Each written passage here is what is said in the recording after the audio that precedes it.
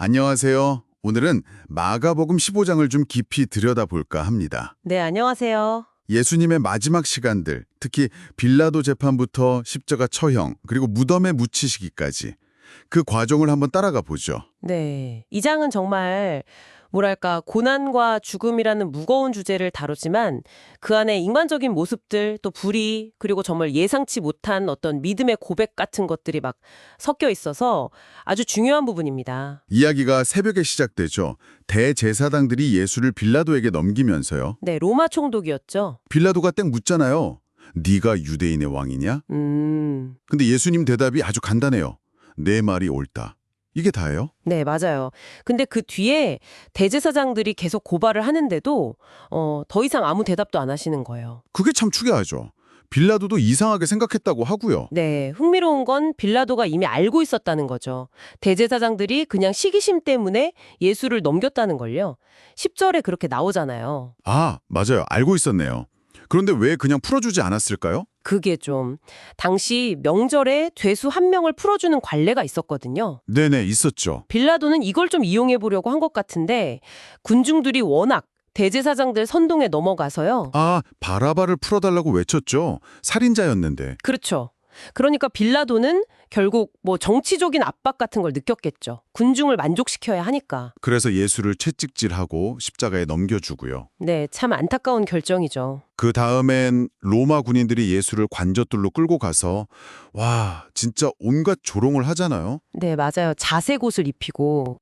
그 다음엔 이제 십자가를 지고 골고다로 가시는데 아, 구레네 사람 시몬이 억지로 십자가를 대신 지게 되죠. 네, 이 시몬의 아들들 이름 알렉산더와 루포가 언급된 걸 보면 아마 초계교회에 좀 알려진 인물이었던 것 같아요. 그럴 수 있겠네요. 골고다, 해골의 곳이라는 뜻인데 거기 도착했을 때 군인들이 몰약을 탄 포도주를 주죠. 근데 예수님이 거절하시잖아요. 네, 이게 고통을 좀 덜어주려는 의도였을 수도 있는데 그 고난을 피하지 않으시려는 모습처럼 보여요. 오전 9시쯤인가요? 제3시에 십자가에 못 박히시고 네, 맞아요.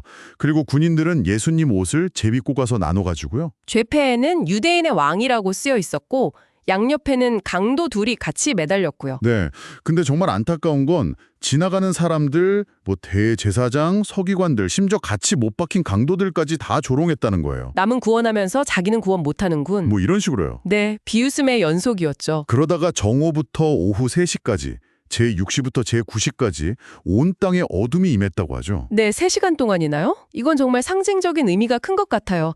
마치 온 자연이 슬퍼하는 것처럼. 그리고 오후 3시, 제9시에 예수님이 크게 외치시잖아요. 엘리 엘리 라마 사박다니. 뭐죠? 나의 하나님, 어찌하여 나를 버리셨나이까? 이 뜻이고. 네, 시편 22편의 시작 구절이에요.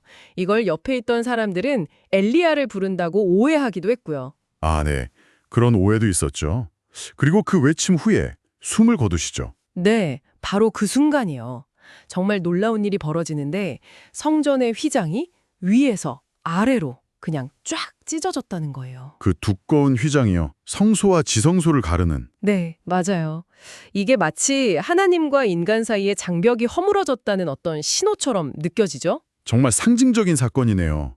근데 이 모든 걸 지켜보던 로마 백부장이 정말 충격적인 고백을 하죠. 네, 이 사람은 진실로 하나님의 아들이었도다. 와, 처형을 집행하던 로마 군인의 입에서 이런 말이 나왔다는 게 그렇죠. 정말 아이러니하면서도 마가복음 전체 중요한 메시지와 딱 연결되는 부분이에요. 이방인의 고백. 그러네요.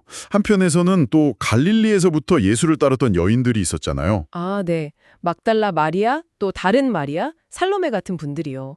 멀리서 이 모든 걸 지켜보고 있었어요. 이분들의 그 조용한 신실함이 또 눈에 띄는 부분이고요. 맞아요.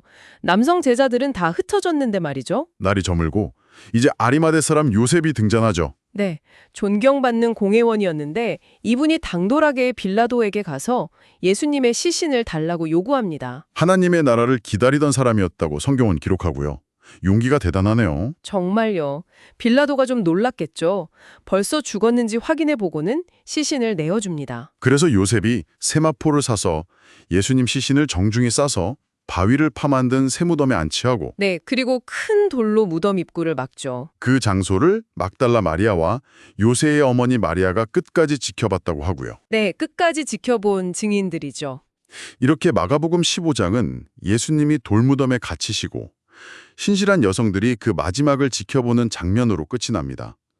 어떻게 보면 정말 모든 게 끝난 것처럼 보이잖아요. 네, 그렇죠.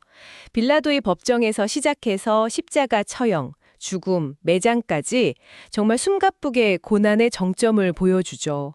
예수님의 그 침묵과 절규, 주변의 조롱과 폭력 속에서도 아까 말한 그 백부장의 고백이나 아리마대 요셉의 용기 같은 그런 예상치 못한 믿음의 순간들이 함께 기록된 게 참 인상적이에요. 오늘 저희가 살펴본 이 이야기의 끝, 돌무덤에 갇힌 예수님의 모습은 분명히 좀 깊은 슬픔과 절망을 느끼게 하는 것 같아요.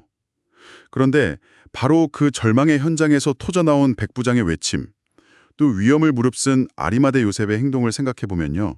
어쩌면 이 명백해 보이는 끝이 실은 예수님이 남기신 영향력의 또 다른 시작을 예고하는 건 아닐까? 그런 생각도 드네요. 여러분은 어떻게 생각하시나요? 한번 생각해보시면 좋겠습니다.